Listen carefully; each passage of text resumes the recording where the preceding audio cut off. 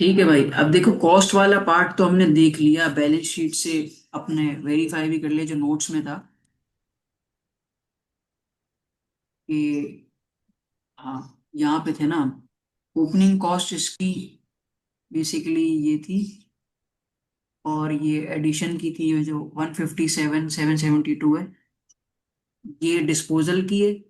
और 148,400 ये एडिशन की है कॉस्ट। ये डिस ये डिस्पोजल की एक्यूमुलेटेड डिप्रिसिएशन होगी ना, ये 140। हाँ, मतलब वो उसमें एडिंग में थोड़ा आगे पीछे हो रहा है, बट जो भी है हम यहाँ से चीजें वो देख सकते हैं। अब हम आते हैं सही है। अब हम आते हैं एक्यूमुलेटेड डेप्रिसिएशन की, कि भाई 2024 के लिए ओपनिंग एक्यूमुलेटेड डेप्रिसिएशन क्या होगी 2024 के लिए। तो 2024 के लिए जो ओपनिंग एक्यूमुलेटेड डेप्रिसिएशन होगी वो बेसिकली 2023 की क्लोजिंग होगी। अच्छा। ऐसे ही 2023 की जो क्लोजिंग एक्यूमुलेटेड डेप्रिसिएशन होगी वो 2024 के लिए ओपनिंग होगी। तो 2030 जून, एक 30 जून यहाँ पे लिखा हुआ है और हम्म। एक 30 जून यहाँ पे लिखा हुआ है। सही है। हाँ। यहाँ पे भी कुछ एक्यूमुलेटेड डेप्रिसिएशन है, पहले हम उसको देख लेते हैं। जो कि है 43,940,348। एक यहाँ पे लिखा हुआ है एक्यूमुलेटेड डेप्रिसिएशन का बैलेंस। और ऊपर देखते हैं, यहाँ पे जो एक्यूमुलेटेड डेप्रिसिएशन है वो आई गेस डिस्पोजल वाले की है। यहाँ पे जो एक्यूमुलेटेड डेप्रिसिएशन है वो बेसिकली डिस्पोजल वाले की है, डिस्पोजल के नीचे लिखी हुई है। तो सही ये है। नहीं होगी। तो बेसिकली हमारी जो एक्यूमुलेटेड डेप्रिसिएशन बन रही है वो है 43 वाली। तो यहाँ पे भी वही है। बात समझ में आ गई। एक तो हमने बैलेंस शीट हाँ। से डायरेक्टली वेरीफाई कर ली, और जो लास्ट ईयर का क्लोजिंग है यहाँ से भी वेरीफाई मतलब ट्रांसफर हो जाती है। हम्म। अब डिस्पोजल पे क्या डेप्रिसिएशन है वो अभी हमने देखा कि भाई 2000 ऊपर ऊपर ऊपर ये रहा, 2023 के एंडिंग में डिस्पोजल जो किया था इस पे ये वाली डेप्रिसिएशन थी, विच इज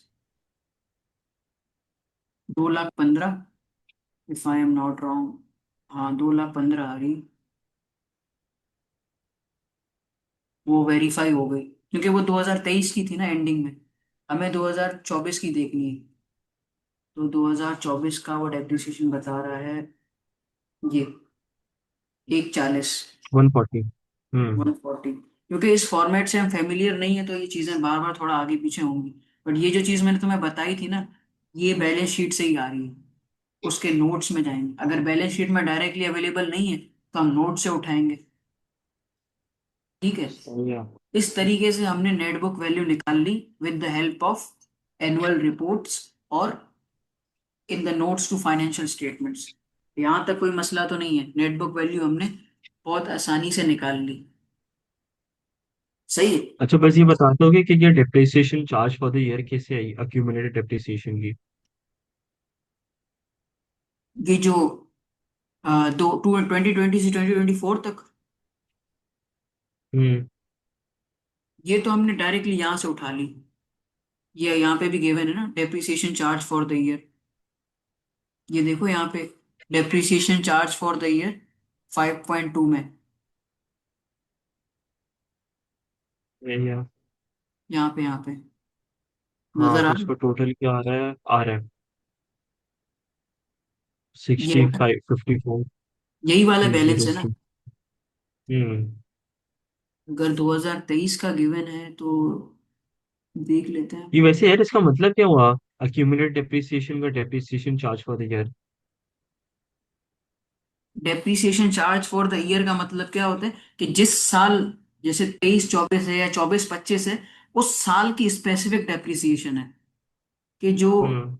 2024 है उसमें ये 6054,303, ये उस साल की डेप्रिसिएशन है। अक्यूमुलेटेड का मतलब क्या होता है, जो पिछले साल जैसे चलती आ रही है, एक मतलब खाता होता है ना एक बंदे का, ये डेप्रिसिएशन का खाता है कि 20 में क्या थी, 21 में क्या थी, उसमें एडिशन सब्ट्रैक्शन करके ये अक्यूमुलेट हो रही है।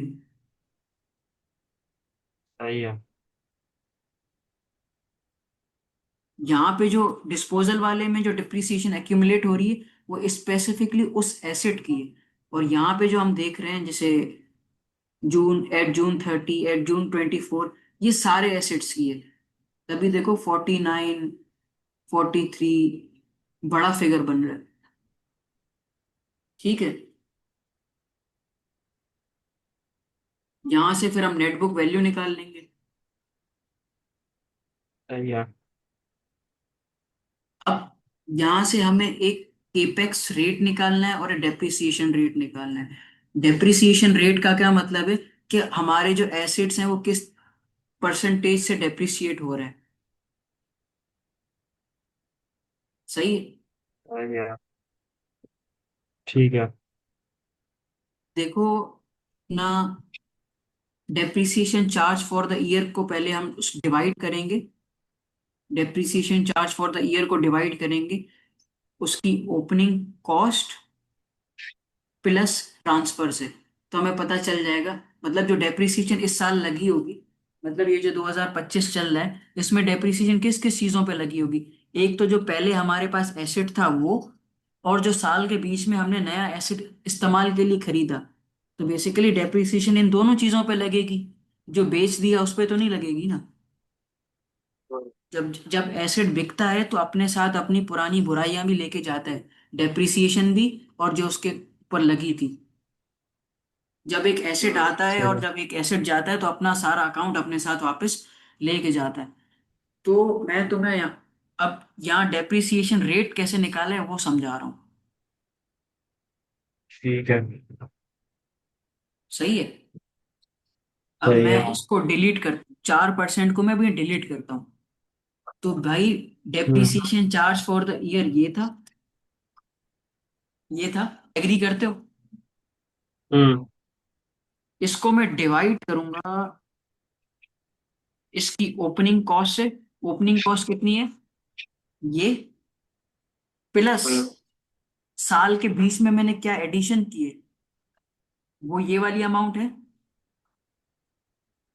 सही है। एग्री करते हो। सही है। हम्म। वापस 4% आ गया। ये -4% क्यों आया, बिकॉज मेरे पास ये वाला अमाउंट माइनस में, depreciation charge for the year. इसको पॉजिटिव बनाने के लिए मैं फॉर्मूले के शुरू में माइनस लगा देता हूँ। ये आ गया।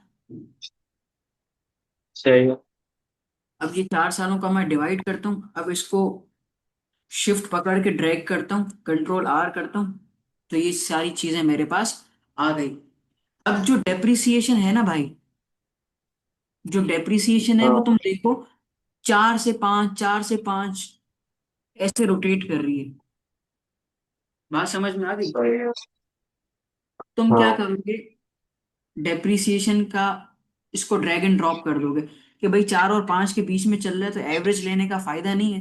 तो लास्ट ईयर का जो है मैं उसको आगे भी वही लेके जाता हूँ। अब यहाँ पे ना तुम्हें अजम्पशन बनानी पड़ेगी। अजम्पशन शीट में जाओगे, डेप्रिसिएशन रेट पे हम्म। जाओगे कि भाई यहाँ पे ना तुमने इसको 4% कर दिया। सही है। सही है। यहाँ पे सर ने लिंक नहीं किया हुआ, मैं यहाँ पे ना इसको लिंक कर देता हूँ। शेड्यूल्स में गया। अब ये 4% है ना, इसको मैं एंटर कर देता हूँ। अब ये क्या हो गया, लिंक हो गया। ऊपर देखो फॉर्मूला बार में तुम्हें शेड्यूल से लिंक हुआ हुआ नजर आ रहा हो। हाँ। सही है। तो इसको मैं सबको लिंक कर दूंगा। सही है। पे कंट्रोल आ Ctrl+R कर दूंगा। कहाँ तक लिंक करूंगा, एक सेकंड। यहाँ पे ना वो शो नहीं हो रहा। सही है। Ctrl+R कर दूंगा तो ये लिंक हो गया। अब देखो यहाँ पे सब लिंक हो गया।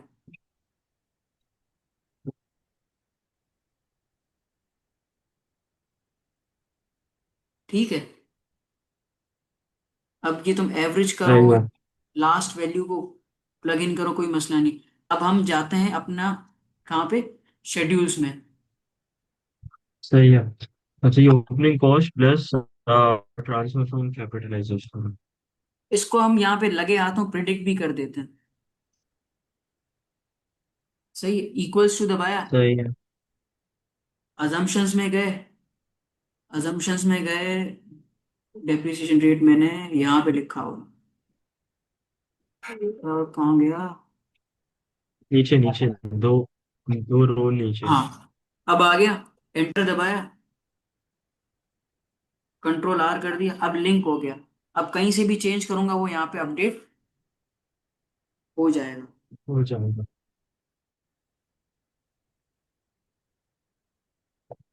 सही हो गया। ये डेप्रिसिएशन रेट तक निकालने की हमारी बात हो गई। सही है। अब केपेक्स रेट कैसे निकालेंगे? ये सवाल है। देखो, जो हमारा क्या बोलते हैं इसको, हमारा जो ओपनिंग एसेट था या जो ओपनिंग फिक्स एसेट अवेलेबल था, एज कंपैरिजन टू न्यू, जो नई नई मशीनरी हम लाए, उसको सिंपली हम डिवाइड कर देंगे। मैं तुम्हें दिखाता हूँ। यार नई दोबारा बताना। केपेक्स रेट निकालने के लिए तुम्हें सबसे पहले लाना पड़ेगा कि भाई नया माल या नया मशीनरी तुम कितना लाए, उसको डिवाइड करोगे जो शुरू में अवेलेबल था, जो साल के शुरू में जब मैंने दुकान खोली थी उसमें जितना पहले एसेट पड़ा हुआ था वो कितना था, ओपनिंग कॉस्ट 69,856, उससे डिवाइड कर दूंगा। क्या मसला है? सही है। सही है।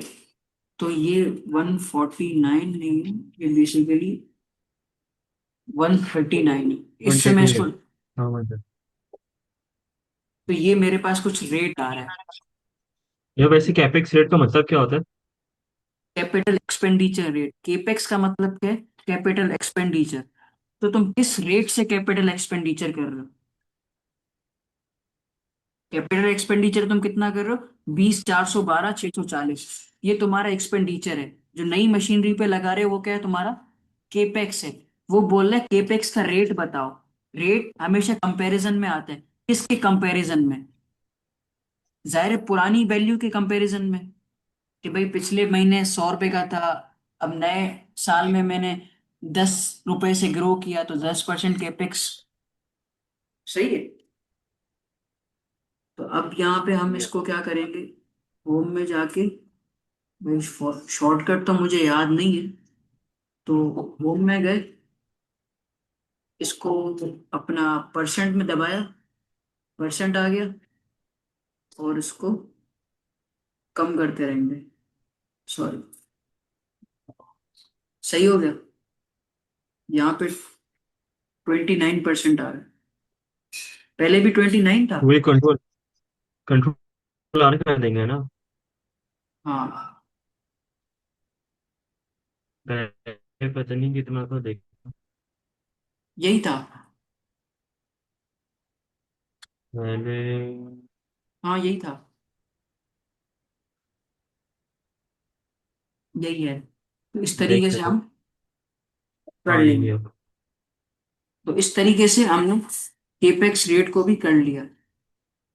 अब सही है। अब फोरकास्टिंग के लिए हमें ना थोड़ा रुकना पड़ता है, या तो हमें अजम्पशन बनानी पड़ती है कि भाई अब इसको मैं फोरकास्ट किस बेसिस पे करूंगा।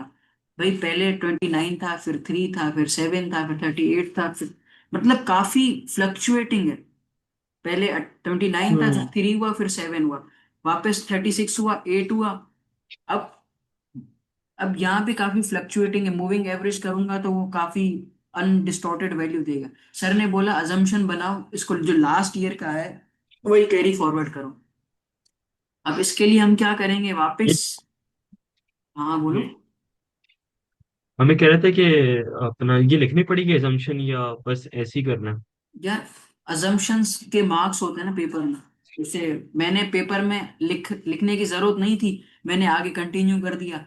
पेपर में सर ने बजा दी, बोला भाई आपने अजम्पशन में ये कोड क्यों नहीं किया? तो भाई जब भी एक्चुअल डेटा 4 साल का हो जाए, फिर अजम्पशन बनने या नहीं बने आप बनाओ। हम गए केपेक्स रेट पे, सर ने तो डायरेक्ट हार्ड कोडेड करी हुई है, मैं क्या करूंगा, इस भाई को लिंक कर दूंगा। इक्वल्स टू दबाया, अपना शेड्यूल्स में गए, 29 पे गए, इंटर दबाए, अब ये हो गया लिंक। ऊपर फॉर्मूला बार में लिखा हुआ भी आ रहा है। अब shift right arrow, control R कर दिया, अब सब लिंक हो गया। अब मेरी बैलेंस शीट में 24 से हट के 26 आएगा, 25 आएगा, तो ये पूरा डायनामिक बन जाएगा। सही, अब इसको प्रिडिक्ट करने के लिए क्या किया मैंने, लिंक कर दिया। जो लास्ट वाली वैल्यू थी 8%, उससे लिंक कर दिया।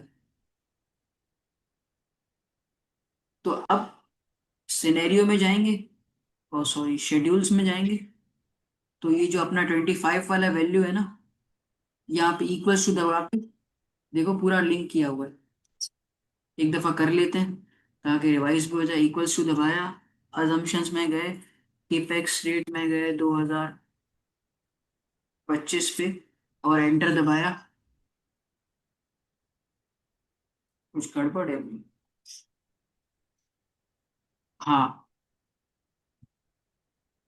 ये गए अजम्पशंस में, 8% पे क्लिक किया।